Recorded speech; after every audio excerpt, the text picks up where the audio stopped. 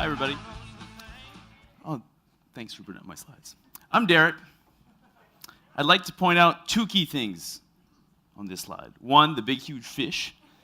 Fishing 101, when you're a fisherman, brag about all the fish you catch, especially the big ones. This is one of them. Another part, to Marcel's point earlier about CrossFit, is I'd like to thank CrossFit for these biceps right there. Okay? Thanks.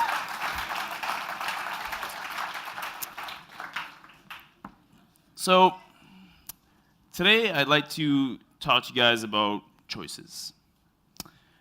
There's a lot of possibilities in choices, and the creator of your choices is the creator of your opportunities. I really believe in that. To get started, I guess I'm going to get us to go through another activity. I hope you all participate. Can everyone lift their hand here, please? Is everyone capable of doing that? Every single person? Okay, great. So what I'm going to do, I'm going to ask you can put them down for now, and I'm going to ask you to lift it one more time, only once. And I'm going to ask you guys one simple question. So, you've seen this before. I'm going to ask you to choose. First off, I'd like to see who here thinks this glass is half empty. Show of hands. Okay. Now, who here thinks this glass is half full? Okay, the majority. Who here thinks this is something else? Who sees something else? Cool.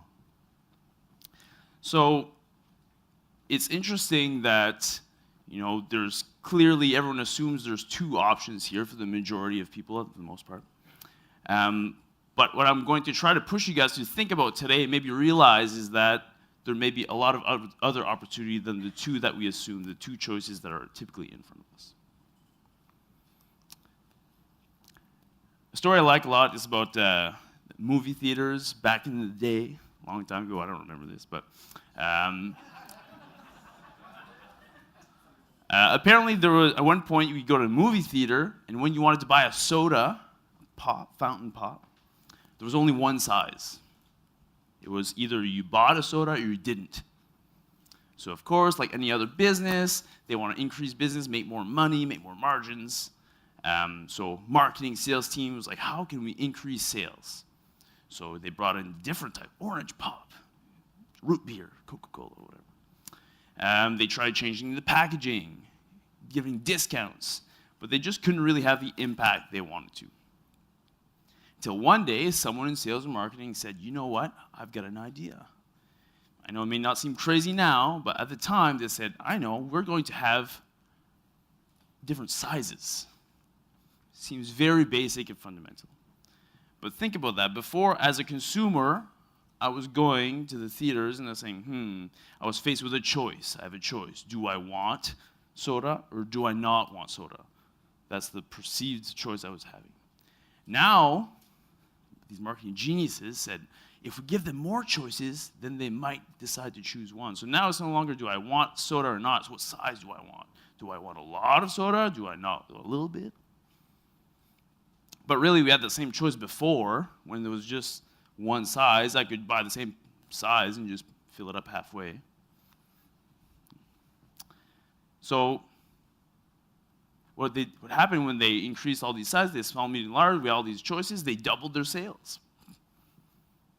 So we have to think about how often are we faced with choices that we are actually choosing or creating, or when are we choosing other people's choices? Are we just choosing a choice based on our perceived notion of what we're being shown?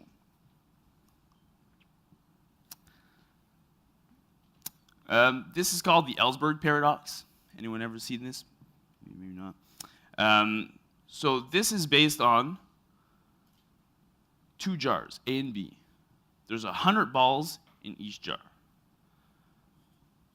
Jar A has a mix of 50-50 red to black balls. Jar B is unknown. I want you to think a little bit now of, if I'm going to ask you to choose which jar you think has more red balls. Just think about that mentally. Your choice. And the Ellsberg Paradox says that the majority of people, now think of what you chose, the majority of people choose jar A. You're probably thinking, I choose jar B, so I win. But it's irrelevant. Really, it's just the research shows, so I'm not proving that right now. But I'm going to use a big word now. I've been practicing trying to say it. It's based on ambiguity. So they're saying we choose ambiguity aversion. So we fear the unknown, so we go with the more known risk of 50-50. We know there's 50 red balls. It's kind of the concept of going with the devil you know, right? So I know there's 50 in there. Most of the time we choose that side. But the problem with that, the problem with going with the devil you know, is that the mind's a very powerful thing. And our mind can actually convince us that heaven is hell and hell is heaven. So we really have to think about when we're making these choices, what devil are we choosing? And are we making that up or is it reality?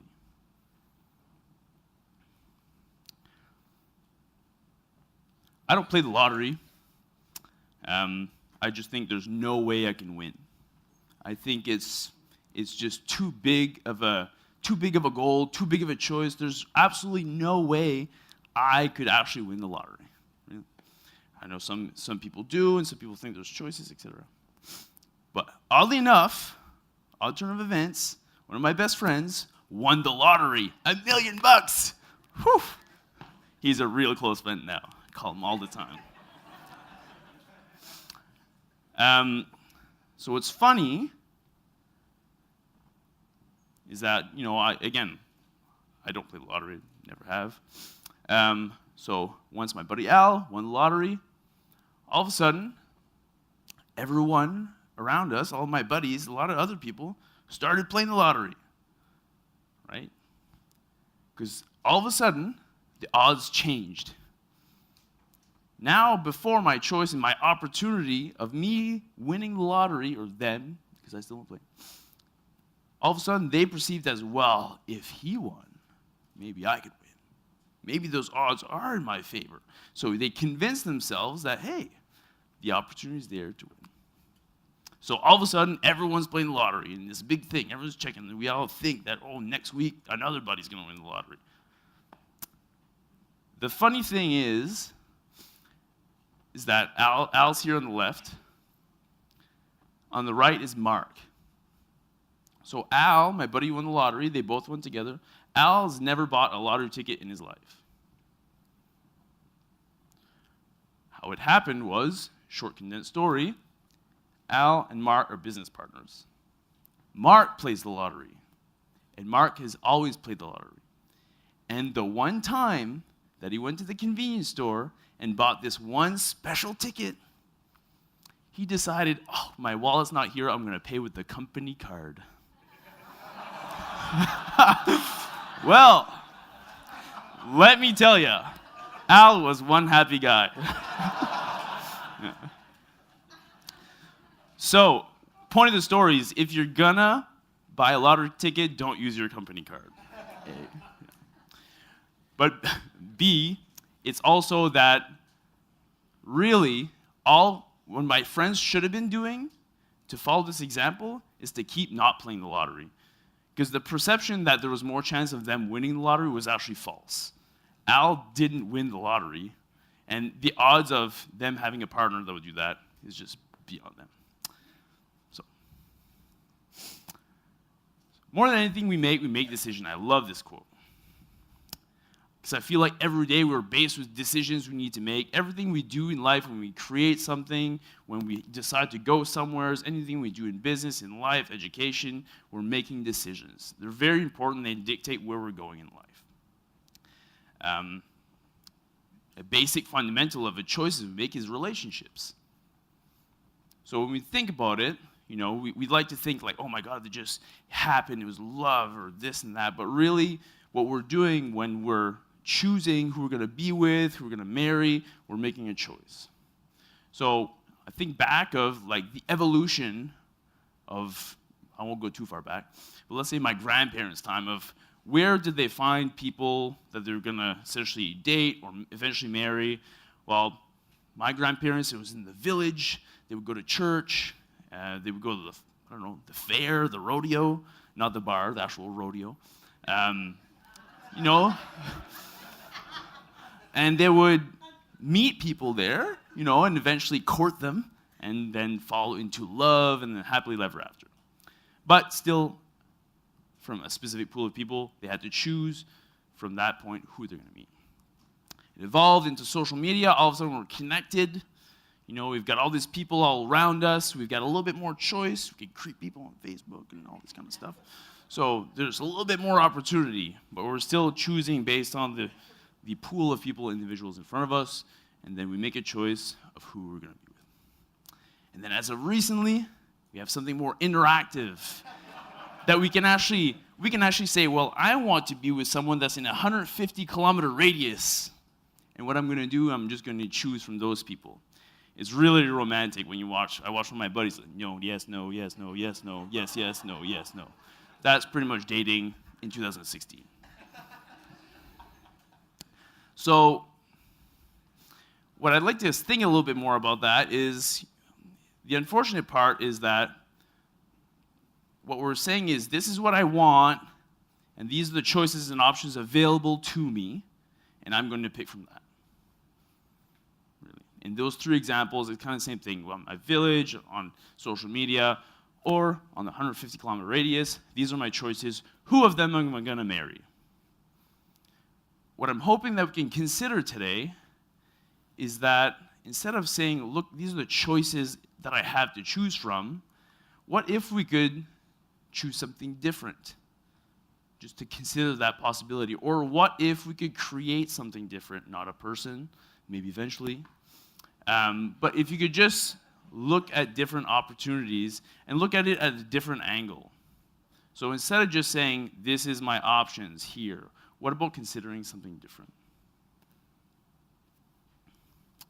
Now, I think it was yesterday, it was Thanksgiving in the US. So another piece on that note that I'd like to elaborate on for today is how we can make better choices by embracing gratitude, by being grateful.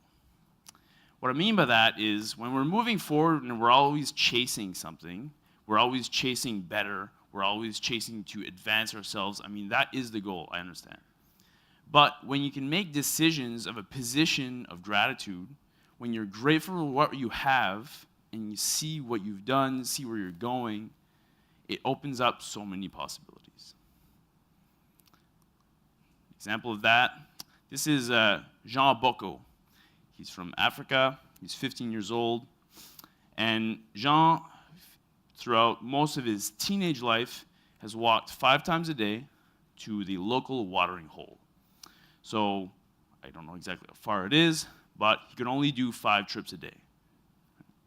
So he'd walk there every single day with a big bucket, big barrel, and he would go walk into this, what seemed like a puddle of mud, fill it up with water, and walk back to his local village to bring water for his family, friends, and community.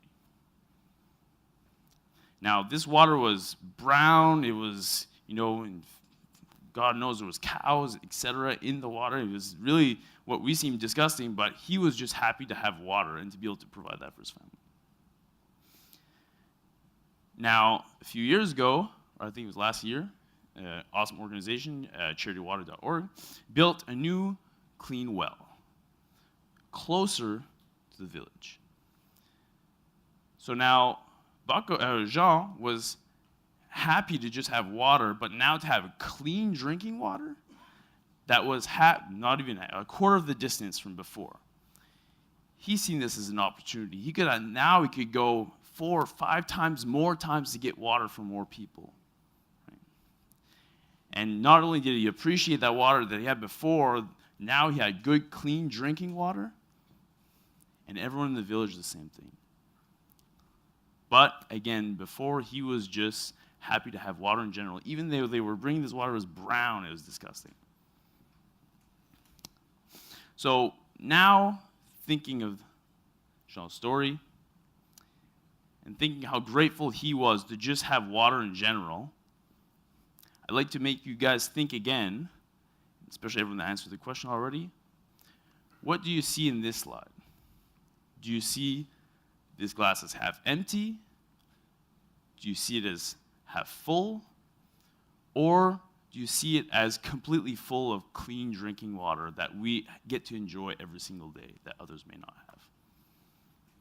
So I'm just proposing that we start looking a little bit deeper at the choices that we have in life and not take them for what they are at face value, and maybe recognize by being grateful, by looking at other opportunities, and at looking at different ways than the choices that are proposed right in front of us, at what other opportunities we create.